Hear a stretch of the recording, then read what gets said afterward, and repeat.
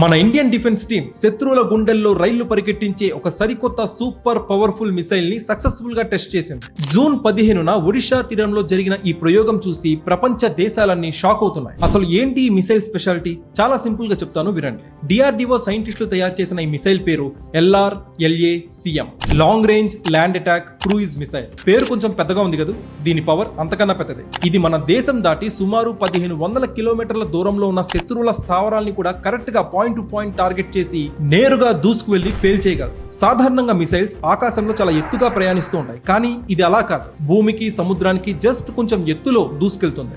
అంత కిందగా వెళ్లడం వల్లే శత్రువుల రాడార్లు దీన్ని కనిపెట్టలేవు. ఇది నేలకి దగ్గరగా వెళ్తూనే ఒకవేళ టార్గెట్ ఎక్కడ ఉందో సరిగ్గా కనిపెట్టలేకపోతే అక్కడక్కడే కాసేపు డేగలాగా చక్కర్లు కొడుతూ ఉంటుంది.